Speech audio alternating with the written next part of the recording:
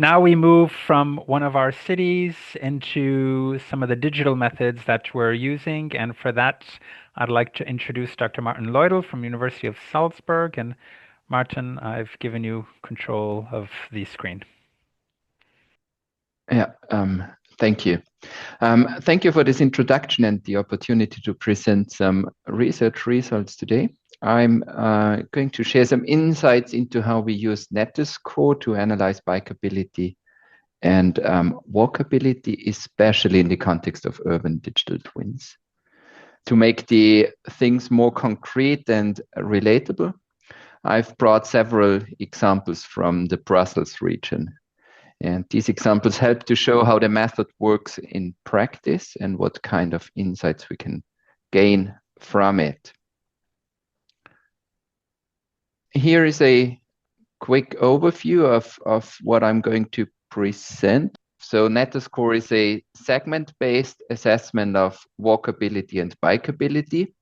What does it mean? So instead of looking to whole neighborhoods or zones, we evaluate individual street segments one by one. And each segment is described by using information such as road category, bicycle infrastructure, speed limits, slope, surface type, or whether it is part of a designated route. For walking, we can also include things like noise, building density, or access to facilities. All of this is based mainly on OpenStreetMap data combined with other open data sources. And each indicator is given a weight depending on what we care about most. And the result of the index values are between 0 and 1. 0 means very poor conditions, while 1 means excellent conditions. The focus is on everyday utilitarian trips where comfort and safety matter most. The system is designed to be adjustable and extendable, both in content and geography. So I do not want to lose more words on the technical implementation, just that it is all fully open source. It is available in a Dockerized version, meaning that most of the technical setup is already taken care of. If you're interested to try it out your own, you can search for NetAScore on GitLab. You will find it immediately, and I can also provide you with the link in the chat afterwards. So let's go to the use cases of NetAScore. First, we can do some network assessment. Second, we can assess the quality of a local environment around a specific location. And third, we can use NetAScore for accessibility analysis. For example, how well places like schools or landmarks can be reached.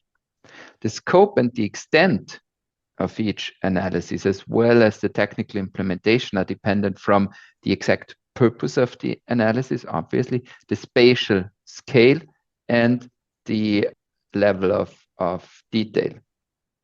All of this functionality is available through a demonstrator web application. And one important feature there is that the user can change the weights of the indicators. So you can decide what matters most or more. So like infrastructure characteristics or the max speed or the exposure to green and blue space or something else. The result is a segment-based map of bikeability or walkability, like the one you can see on the slide, and you will immediately recognize it as Brussels. Here you can see what happens if we give maximum weight to dedicated bicycle infrastructures. Streets with good cycling infrastructure immediately stand out, shown in blue tones. This demonstrates how flexible the method is. By changing priorities, you can change how the city looks like from a cyclist's perspective. This example from the eastern part of the city center shows the level of detail very clearly.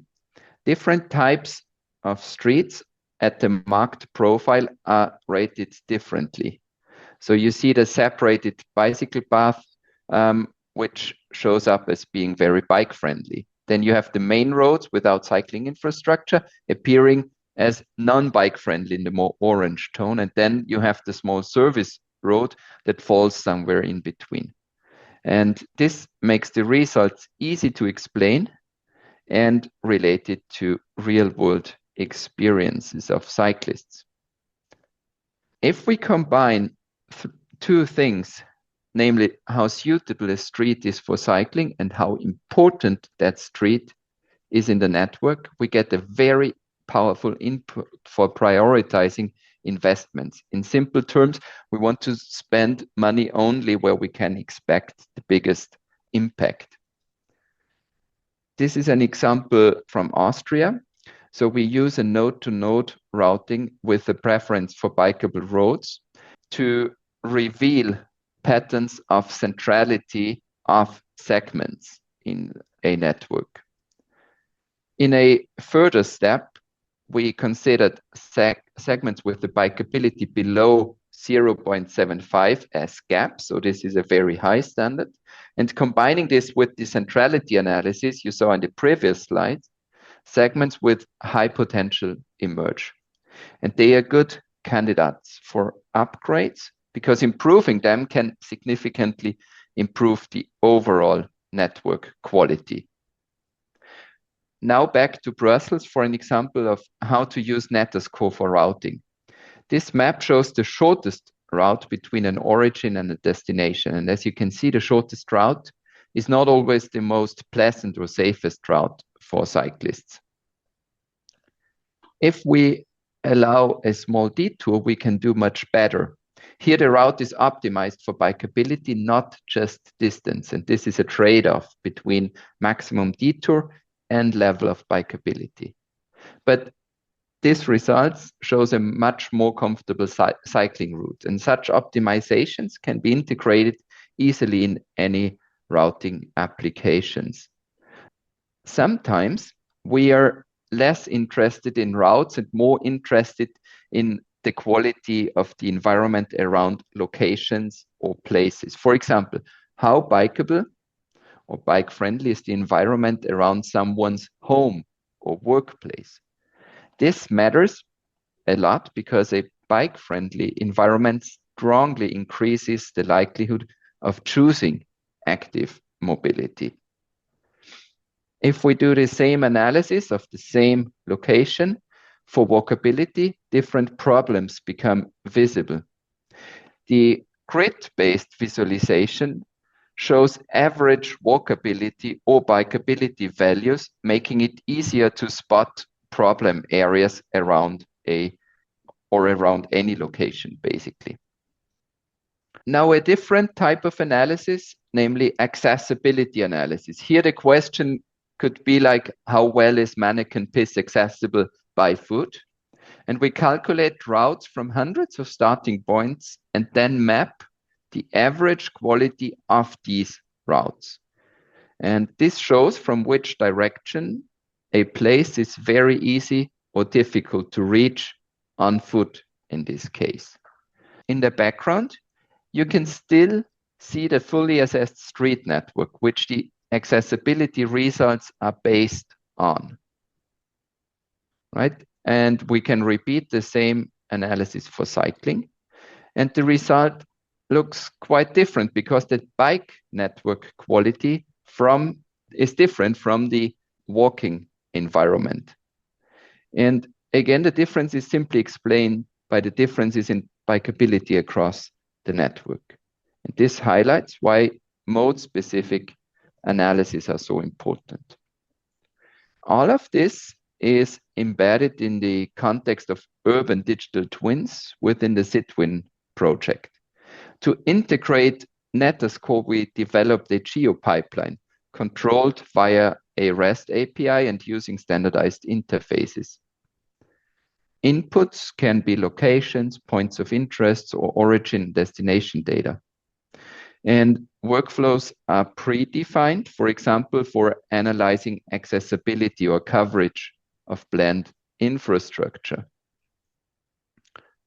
After inputting the data, the workflow is fully automated And in the end, the results are exported or delivered either as file or services for follow-up applications. And we will learn more about this in the next presentation.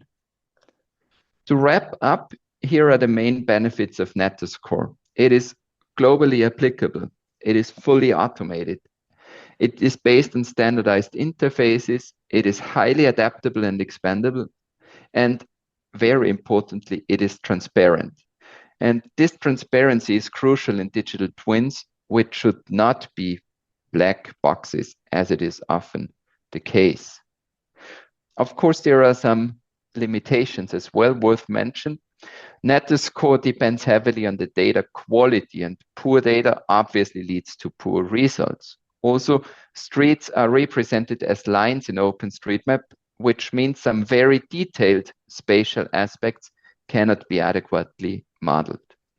Finally, while using NetAScore is relatively simple, some technical skills are still required. That's it from my side. Thank you very much for your attention. I'm looking forward to the discussion and the questions afterwards. And if you'd like to get in touch later, please feel free to contact me or my team anytime. Thank you for now.